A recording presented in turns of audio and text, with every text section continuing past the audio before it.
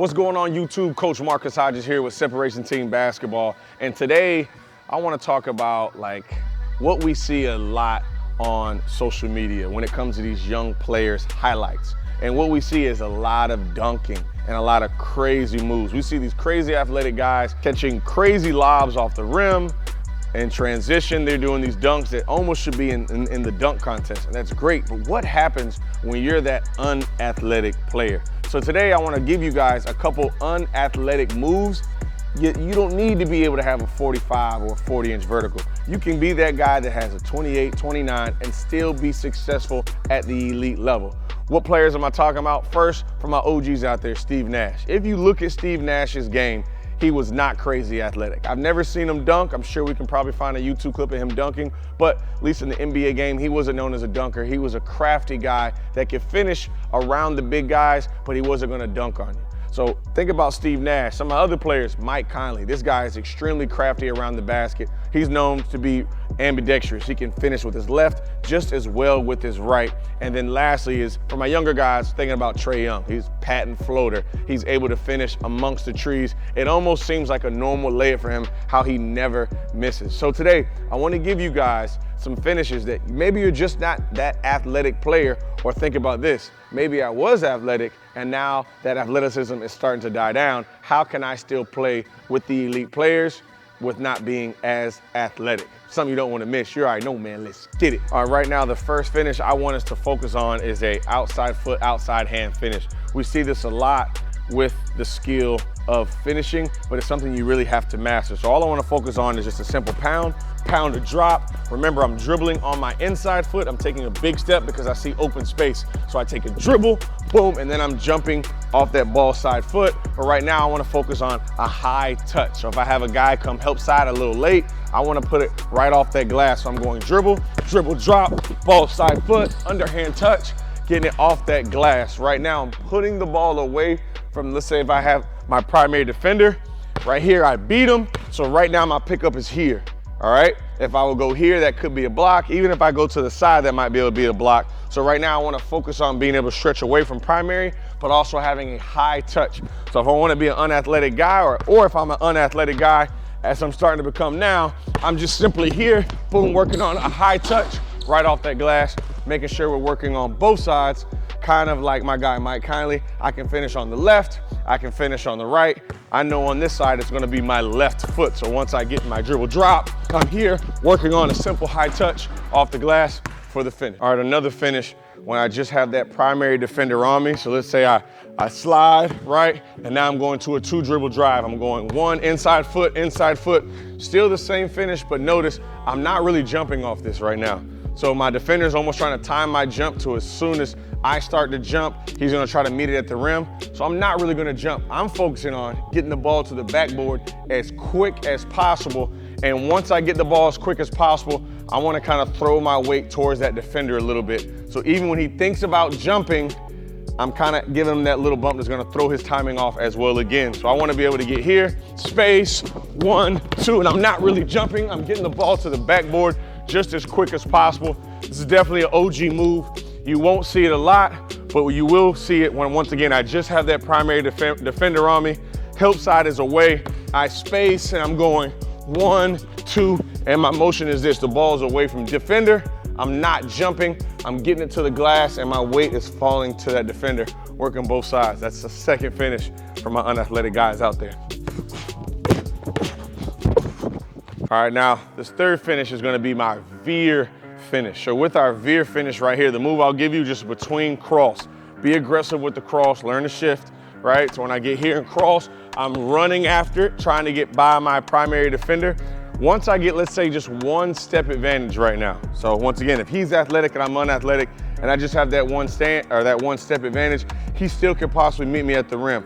But now, after that dribble, I'm going my angle, so my offensive angle, but then I want to be able to veer into his angle. So right now, remember, I'm a step ahead of him, so I have this space, but the ball's staying at my shoulder right here, away from that defender. I see a lot of this when they try to work on the veer, they go here. Once that ball gets inside, it can be stripped. So keep the ball away from the defender and being able to finish at the basket. I get it in my between cross and shift, and I cut that angle off, keeping the ball away.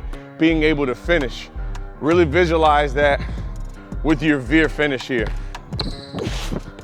Notice the pace change and finish at the basket. So that veer, being able to finish, cutting that defender's angle off, keeping the ball away is a tough finish if you're not the crazy athletic player. So this is another veer finish, right? But here, the cadence is gonna be 1, 2, release.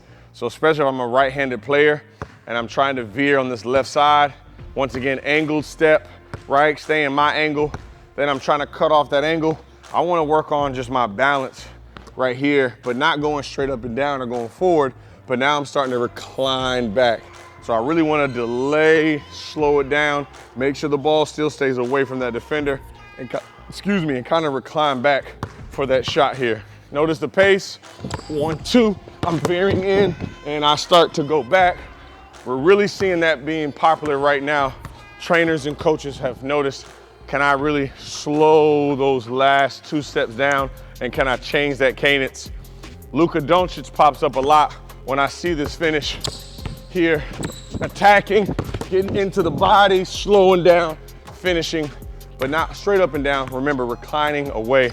Another great finish if I'm not the athletic guard. One thing about being a trainer or a coach, you have to learn to adapt. You have to learn when there's new information, but you also have to learn the old information, because we go off a lot of I heard this and I hear this instead of looking up that information for ourselves so we can be educated. The way I used to teach almost all levels were action step, finish step. But we know in the Euro pro game, you're allowed just, that gather, then action, and then being able to finish. But I wanna keep it as simple as possible right here.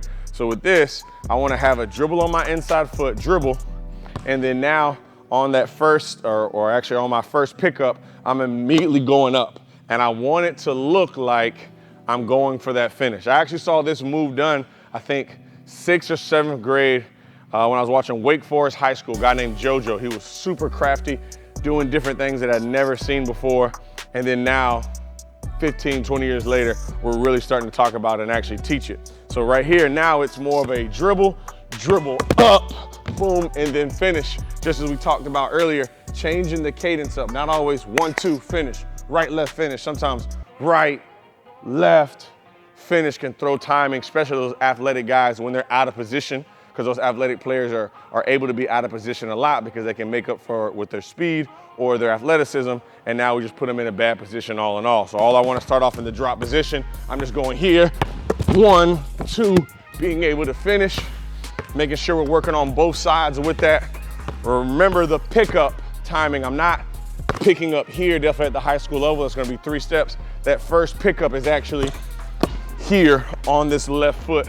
So I'm here, up, 2, being able to focus, and then getting crafty with it. What's cool with this, now we can add that Euro. When I see something and I dribble, now I can go here and change that angle. If I see somebody jump, I still have 1 more step, because that's my action.